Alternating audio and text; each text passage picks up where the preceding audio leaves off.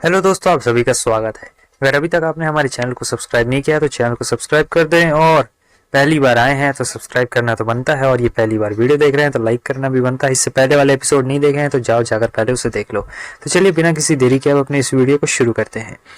Episode की शुरुआत में हमें ये दिखाया जाता है, जो यून रहता है वो अपने कमरे में जा रहा था, तभी उसका दुश्मन सामने से आ रहा होता है, लेकिन वो यून उसकी बात ही नहीं सुनता। वो चुपचाप अपने कमरे में चला जाता है, जिसे देखकर इसे बहुत शौक लगता है और काफी गुस्सा भी आता है।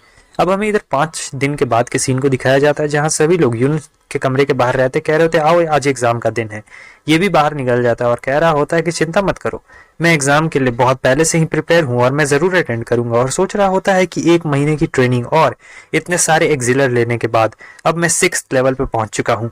ये जो यून का दुश्मन रहता है कह रहा होता है तुम बातें तो कुछ ज्यादा ही बड़ी बड़ी करते हो, तुम एक बार जीनियस भी थे अपने जमाने में, लेकिन अब वो तुम्हारा जमाना चला गया है।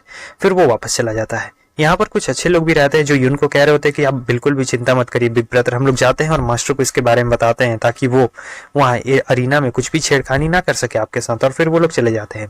इधर जब ये अरीना के पास आ रहा होता है तब सभी लोग सोच रहे होते हैं ये कभी जीनियस हुआ करता था, लेकिन फिर ये फुद्दू हो गया और किसी भी काम का नहीं रहा।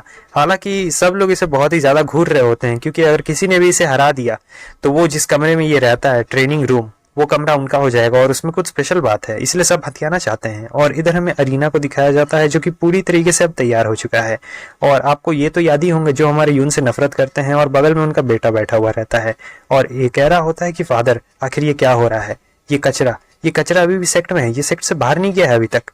तब उसके फादर कह रहे होते कि चिंता मत करो, उसने एग्जाम के लिए प्रिपरेशन की है, लेकिन मैं दावे के साथ कह सकता हूँ कि वो एग्जाम से बाहर चला जाएगा।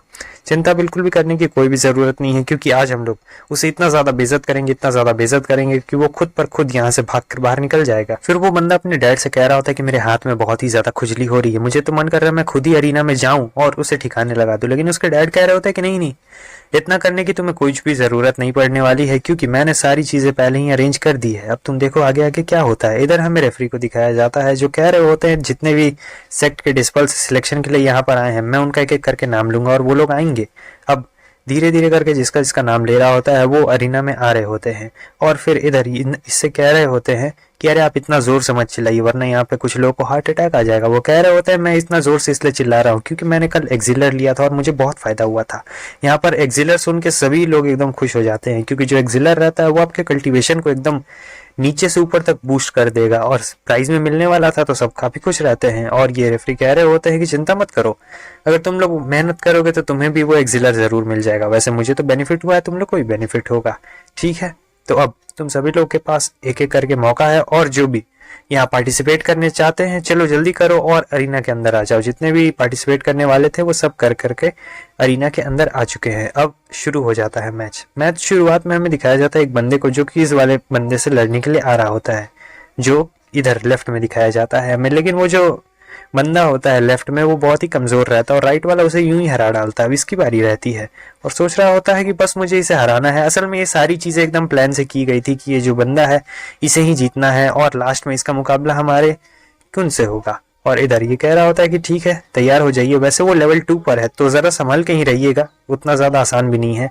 लेकिन ये जाता है और बस अपना एक उंगली जोर से मारता है, और वो जो बंदा रहता है वो ऐसे ही हार चुका रहता है और कहता है ये कि हाँ मुझे पता है उसने धीरे से हमला किया था, लेकिन फिर भी उसकी एनर्जी इतनी ज्यादा नहीं थी कि मुझे हरा सके, चला जाता है। अब यहाँ पर इसके डैड सोच रहे होते हैं कि बस अब मेरे बेटे की पावर सब लोगों ने देख ली है, तो मुझे नहीं लगता है कि हमारे फैमिली में ऐसा कोई भी है जो मेरे बेटे से पंगा लेने की कोशिश करेगा। फिर पीछे से एक एल्डर आता है जो उस रेफरी को बता रहा होता है कि कु यून यहाँ पर आ चुका है, और फिर वो अनाउंस करते हैं कि यून यहाँ पर आ चुका है। सभी एकदम स्टेडियम में जोर से चिल्लाने लगते हैं और इधर ये कह रहा होता है कि ओए कचरे कहीं के, मानना पड़ेगा तुम में हिम्मत तो है, लेकिन याद रखना तुम भी अपनी बाप की तरह ही यहीं पे मारे जाओगे, कोई नहीं बचा पाएगा। और फिर यून कह रहा होता है कि बस तुम लोग कुछ दिन रुक जाओ और फिर देखना मैं हमारी गू फैमिली में से तुम जैसे छोटे मोटे कीड़े मकोड़ों को कैसे चुन चुन कर बाहर फेंक दूंगा। तब वो बंदा कह रहा होता है कि तुम्हारे जैसा एक कचरा मुझे नहीं लगता है कि कुछ कर भी पाएगा, वैसे भी मैं क्विंगशेंग सेक्ट का डिस्पल बन चुका हूँ और मुझे प्रोटेक्शन भी पहले से मिल चुकी है, तुम्हें क्या लगता है कि तुम कौन हो और क्या बिगाड़ लोगे। ये कहता है क्या क्विंगशेंग सेक्ट का डिस्पल, अब तो इसे क्लियर था कि इसे क्या करना है। और इधर जो एल्डर रहते कह रहे होते देखो तुम एक कचरे हो और तुम्हारा यहाँ कोई भी काम नहीं है, तुम बस यहाँ का वक्त बर्बाद कर रहे हो, इसलिए चले जाओ, कोई फायदा नहीं होने वाला है। और फिर ये उसे देखकर सोच रहे होते अच्छा तो ये वही है जो पहले एक जीनियस हुआ करता था लेकिन अब नहीं है। और सभी लोग बात कर रहे होते देखो ये वही जीनियस है जो जब बस 14 साल का था तभी ये रैंक 7 पे पहुंच चुका था। लेकिन आपको तो पता है फिर उसके बाद क्या होता है। फिर उसके बाद हमारे जो यून होता है उसका हालत बहुत ही ज्यादा खराब हो जाता है और वो रैंक 7 से गिरकर सीधे रैंक 1 पे आ जाता है और अभी फिलहाल वो रैंक 6 में है, वही स्पिरिट की बदौलत। हालांकि अभी किसी को पता नहीं है कि ये रैंक 6 में। वो जो एल्डर रहते हैं वो यून के पास आते हैं और कहते हैं देखो मैंने तुम्हें पहले ही चेतावनी दे दी थी, मैंने तुमसे कहा था कि वो रूम मुझे दे दो और मेरे सामने अगर घुटने टेक कर माफी मांगोगे तो मैं तुम्हें माफ कर सकता हूँ। अब जो यहाँ पर यून होता है वो सभी लोग को चिल्ला के बता रहा होता है कि आखिर इसने इससे क्या कहा है। ये कहता है कि देखो ये मुझे मारना चाहता है, अगर मैंने इसके सामने घुटने नहीं टेके और अपना कमरा इसे नहीं दिया तो। ये बात सुनकर उस एल्डर को बहुत गुस्सा आता है, कह रहे होते हैं कि आखिर ये तुम क्या बकवासी चीजें कह रहे हो, और सीधे उसकी तरफ हमला करने के लिए आ रहे होते हैं। और इधर यून हमारा कह रहा होता है कि देखो मैं सिर्फ अपनी 10% पावर का इस्तेमाल कर रहा हूँ।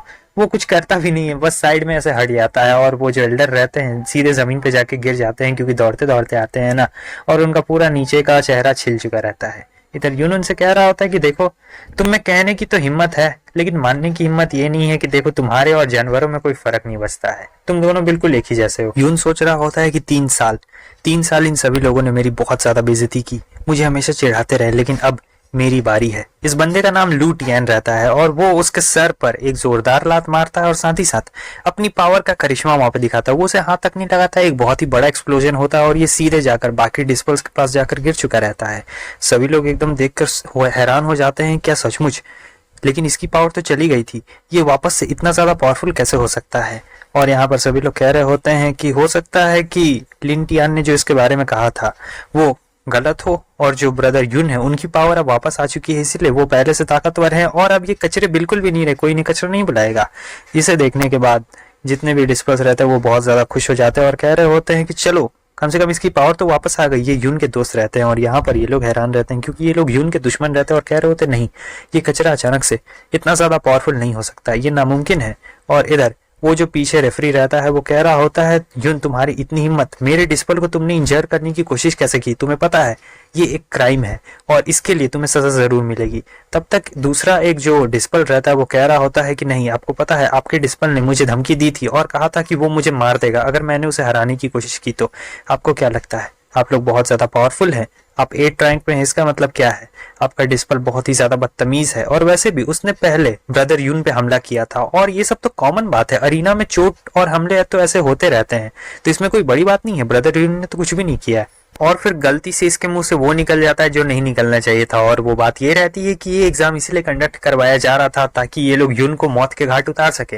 और सभी लोगों ने अब ये बात सुन ली होती है क्योंकि उसने काफी ज्यादा जोर से चिल्ला के कहा होता है। सब लोग कह रहे होते हैं कि ये कितने नीच लोग हैं, बताओ इसे मारने के लिए ये लोग इस कॉम्पिटिशन को करवा रहे थे। तो बस दोस्तों हमारा ये एपिसोड यहीं पे खत्म होता है, फिर मिलते हैं नेक्स्ट एपिसोड में। वीडियो अच्छा लगा वीडियो को लाइक कर देना, चैनल पे न्यू चैनल को जरूर सब्सक्राइब कर देना। Bye bye.